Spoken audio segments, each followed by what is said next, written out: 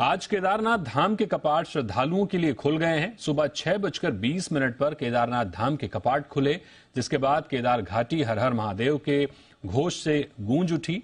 6 महीने बाद केदारनाथ धाम के कपाट खुले हैं, तो बाबा केदार के प्रथम दर्शन के लिए कड़ाके की ठंड के बावजूद भक्तों की भारी भीड़ केदार धाम में मौजूद थी।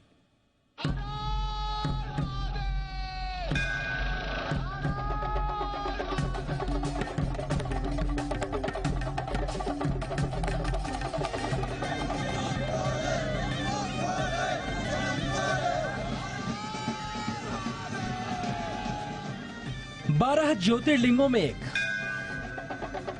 पंच केदार में सबसे पवित्र, सभी कष्टों को हरने वाले केदारनाथ धाम में बाबा दे रहे हैं भक्तों को दर्शन। सुबह सुबह केदारनाथ धाम के कपाट खुले और इसी के साथ केदारनाथ मंदिर में बाबा के दर्शन करने के लिए शिव भक्तों की भारी भीड़ देश के कोने कोने से पहुंची। उत्तराखंड में 4 धाम यात्रा की शुरुआत 22 अप्रैल को गंगोत्री और यमुनोत्री के कपाट खुलने के साथ हुई और केदारनाथ धाम के कपाट खुलने के साथ इस यात्रा में और तेजी आएगी। कपाट खुलने से पहले केदारनाथ धाम में भारी बर्फबारी भी हुई है, जिसे देखते हुए प्रशासन भी अलर्ट है। फिलहाल 30 अप्रैल तक केदारनाथ धाम के लिए रजिस्ट्रेशन बंद कर दिए गए हैं। वहीं मुख्यमंत्री पुष्कर सिंह धामी ने भी केदारनाथ धाम की यात्रा पर आने वाले श्रद्धालुओं से अपील की है कि तीर्थयात्री मौसम के पूर्वानुमान के अनुसार ही अपनी यात्रा को आगे बढ़ाएं। हालांकि भारी बर्फबारी और सीएम की अपील एक तरफ है और बाबा के दर्शन को आतुर भक्तों का उत्साह दूसरी ओर, और यहाँ पर मौजूद भक्तों की भारी भीड़ को देखते हुए लग रहा है ठंड और खराब मौसम पर आस्था भारी है।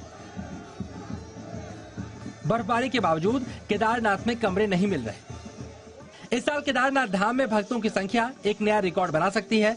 जिस तरह केदारनाथ धाम के दर्शन करने वाले श्रद्धालुओं की संख्या हर साल बढ़ रही है, उसके बाद इस भीड़ को नियंत्रित करने के लिए कई कदम भी उठाए गए हैं। पहले चरण में 5 काउंटर से टोकन दिए जाएंगे। इसके बाद यात्रियों की संख्या में बढ़ोतरी के हिसाब से काउंटर भी बढ़ा दिए जाएंगे। धाम पहुंचने वाले यात्रियों का बायोमेट्रिक रजिस्ट्रेशन भी किया जाएगा। वहीं हेली टिकटों की बुकिंग करने के लिए 4 धाम यात्रा का रजिस्ट्रेशन होना जरूरी है। बिना रजिस्ट्रेशन के यात्री बुकिंग नहीं करा पाएंगे।